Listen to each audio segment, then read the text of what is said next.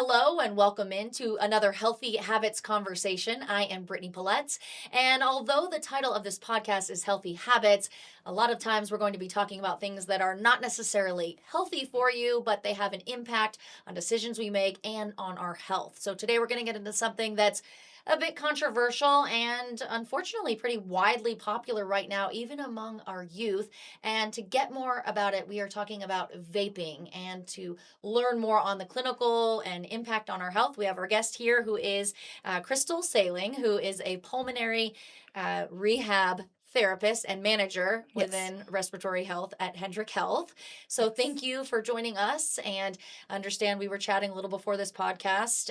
This is a big issue. We were chatting that this is the modern day or this generation's cigarettes is vaping. Yeah, unfortunately. Yeah, talk to me. People, there's a lot of opinions on this is better for you. And um, what do you want to say out of the gate about kind of comments like that? It's not better for you. I get Yeah, it by it's your definitely face. not better for you. I think the misconception is that people got kind of steered that way of quit smoking, start vaping.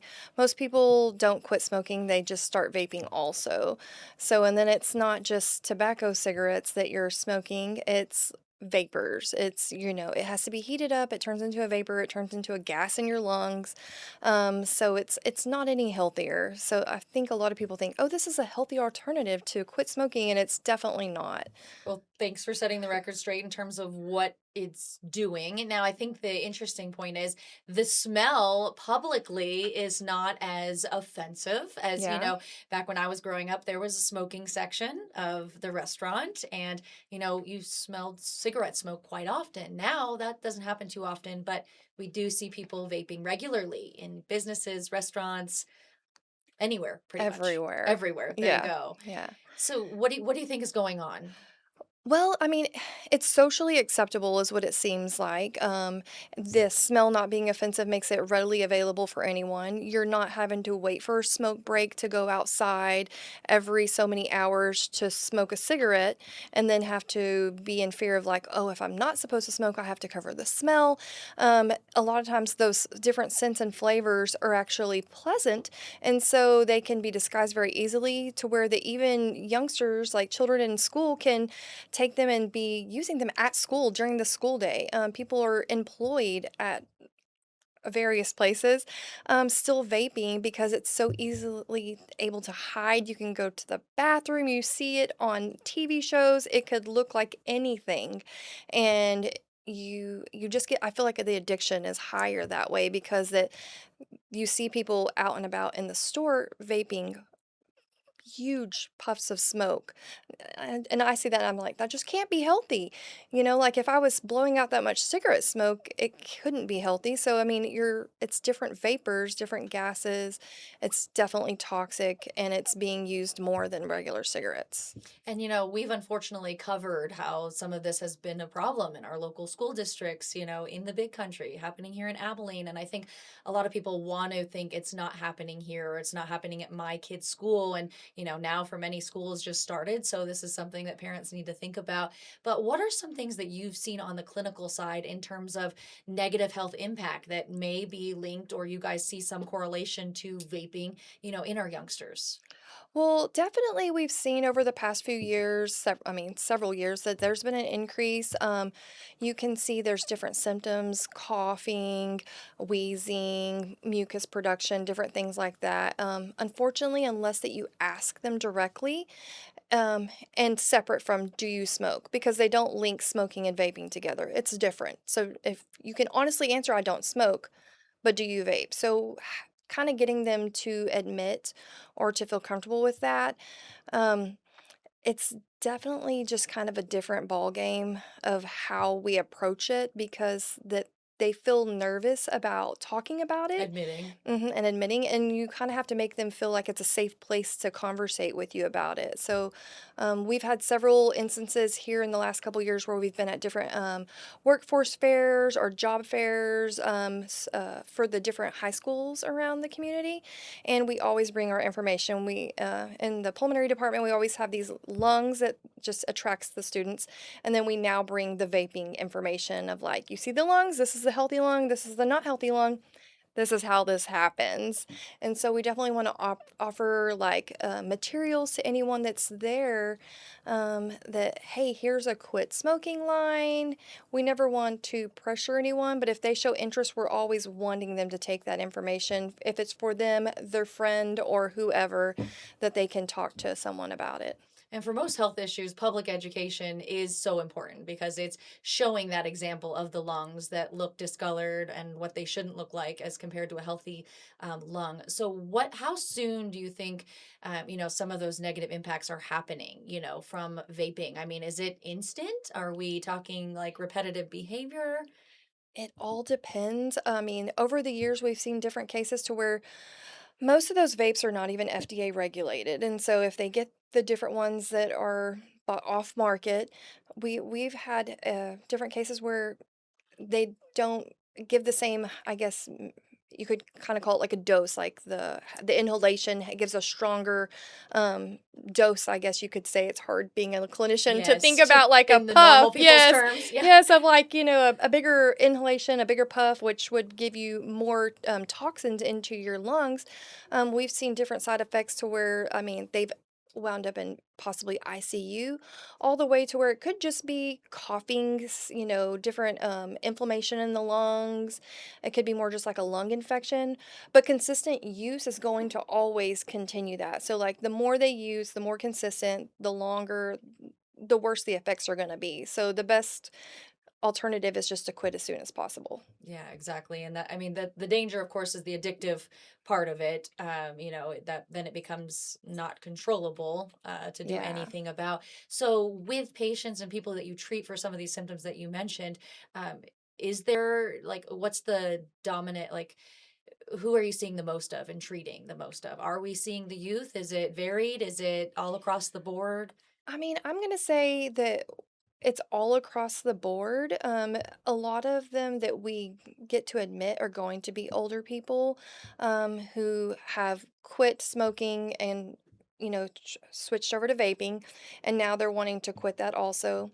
And so, uh, at the pulmonary rehab, which is where my office is located, we have a lot of patients that, they were either a longtime smoker and they actually have COPD or another respiratory chronic disease. And they may have switched to the vaping, thinking it was a healthier alternative at the time.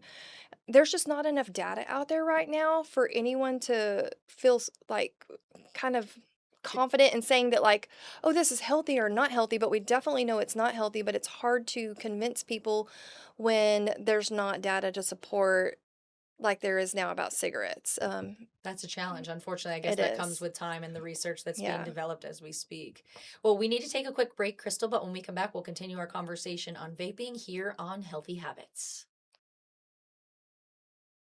All right, we are continuing the conversation with Crystal Sailing here, and there's a lot to unpack here. We're talking about vaping, and one of the things that's scary and interesting, I guess, is that there, in many of these cases, you don't know what's inside vaping. But you were telling me, for example, in one of a widely popular vaping, and we don't need to get into the brand, but that it was actually startling how much worse or how much more nicotine, explain, that it had than Yeah, cigarettes. there's been studies that show that some of the different vaping products can contain the same amount of nicotine as smoking 20 to 40 packs of cigarettes.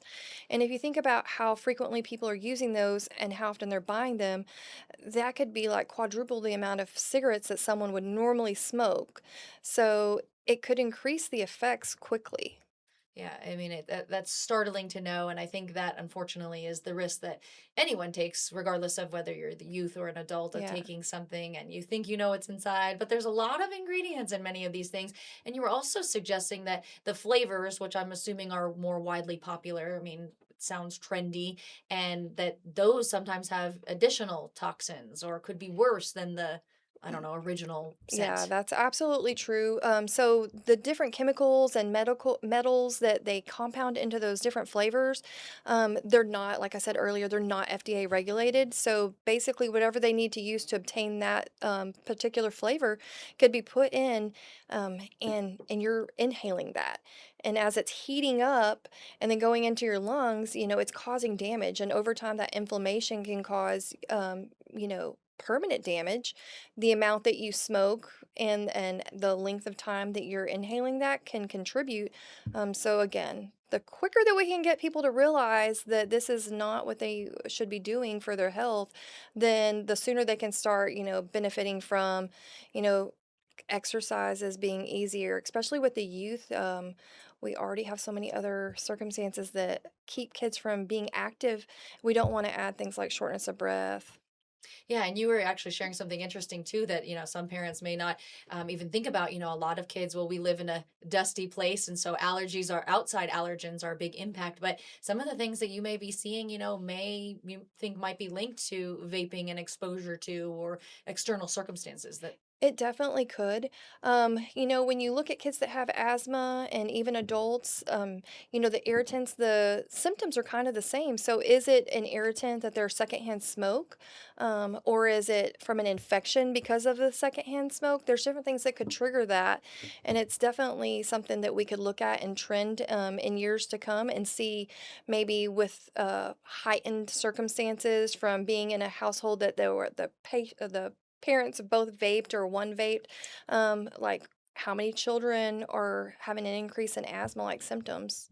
Yeah, it's unfortunate, as kids. My mom was a smoker growing up, unfortunately. And, people always talked about the secondhand smoke. So this sounds pretty parallel in experience of being Yes. exposed to something that maybe you're not doing directly, but the company you keep, the friends, the community, that kind of thing is something to keep in mind.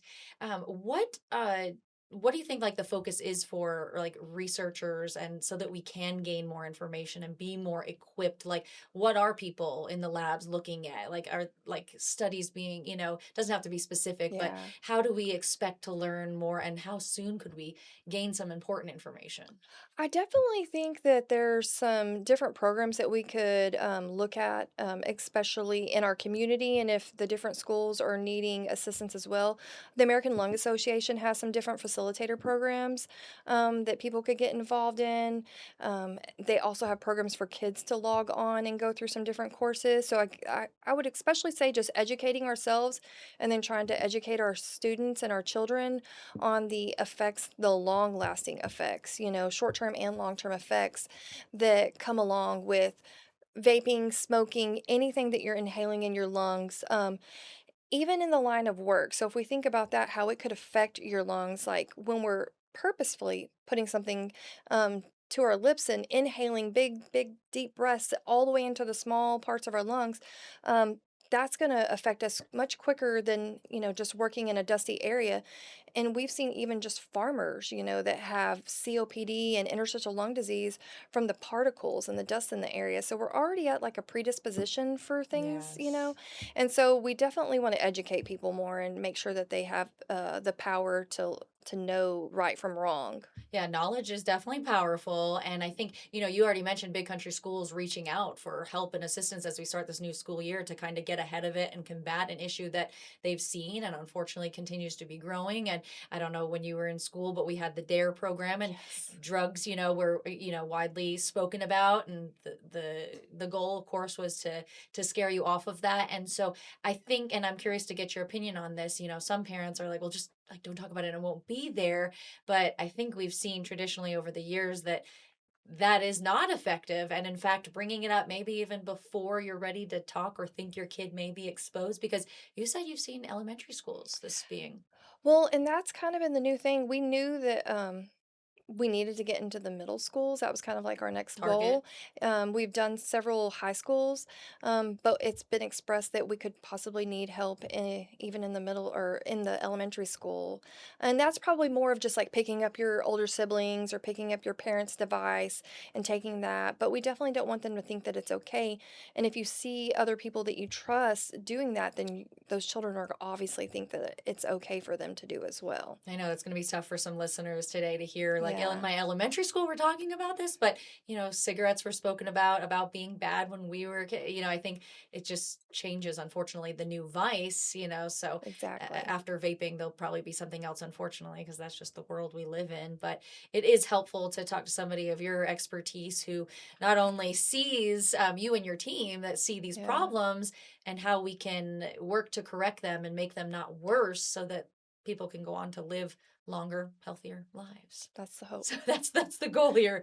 Well, when we come back, we need to take another break. But when we come back, we'll kind of look at maybe some more resources. We talked about the educational side of things, but to help people when they're having maybe some of these lung or respiratory kind of issues here in our community. Perfect. So keep it here.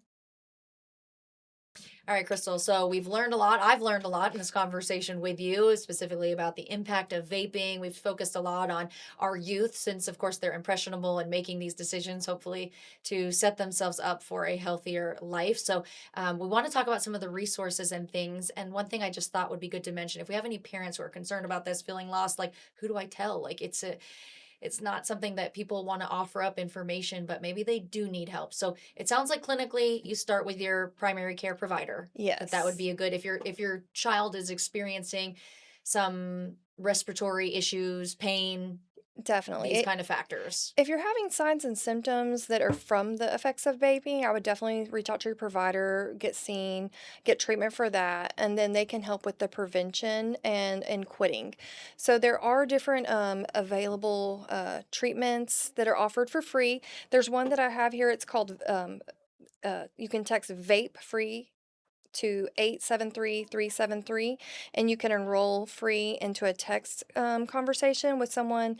And a student also could text that. Like if you had a high school student and they had access to that, they could text that and start the process themselves too. So that before they even are ready to Contact their tell parents or an you, adult. yes, that they're having this issue, they could have that information. So if you suspect that your kid could be vaping, it might be good to just, hey, here's some information I got, like have that, Casually put it on the yeah. nightstand if Like, you not well, ready for the big conversation. I mean, there's lots of ways. Hey, I mean, when you're watching a movie and you see kids that are vaping, that's a perfect opportunity to have that Yes. conversation. Has anyone ever introduced you to a vape? When I was a kid, there was other things that people were trying to, get me to smoke cigarettes. Sometimes you have to say no. It's that just say Yes. no attitude. I remember very vividly those Yes. memories. And here's something that I tell, because I've never smoked a cigarette. I mean, I had a smoker for a mom, so that was enough deterrent for me. So Yes. thanks, Mom, I guess, in some weird way, that I'd never smoked a cigarette. But I remember at some point, I don't even know, middle school, probably being asked or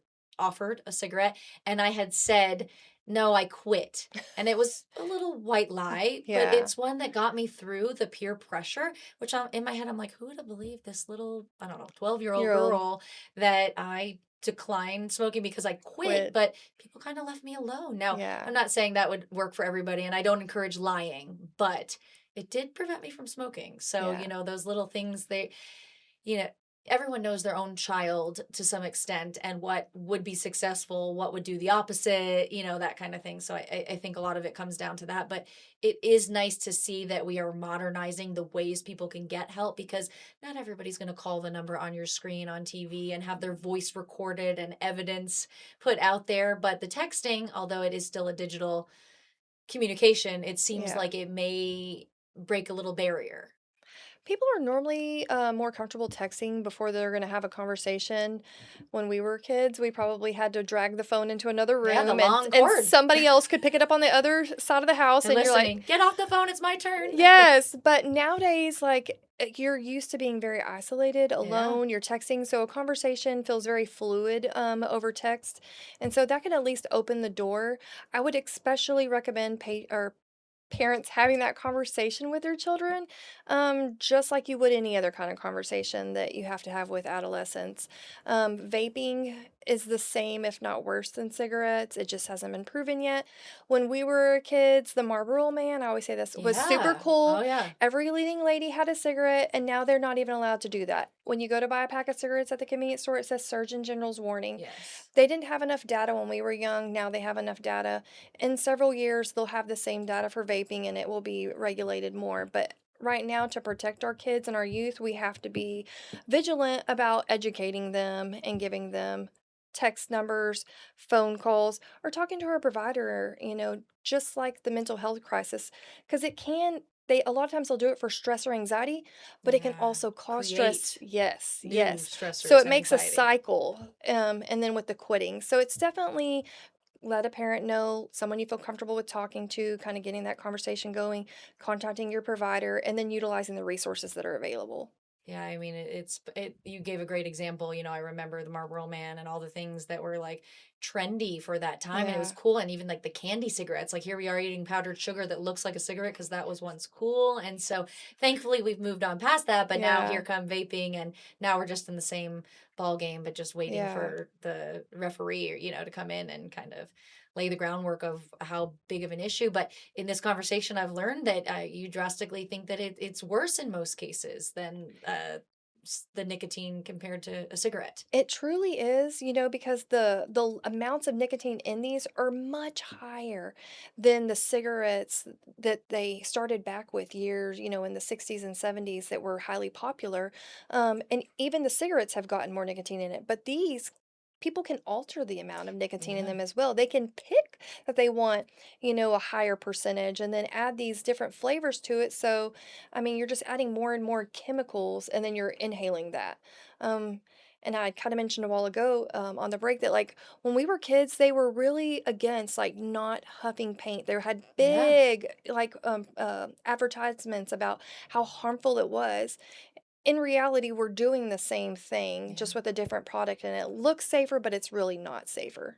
And this is probably a much more safer way, but it's interesting to see, like, I don't know, like scratch and sniff, like markers were like a big thing, but that's Yes. like the foreshadowing perhaps of like Yes. smelling something that still also wasn't good for you, probably on a smaller scale of smelling the rainbow you just colored, but Yeah.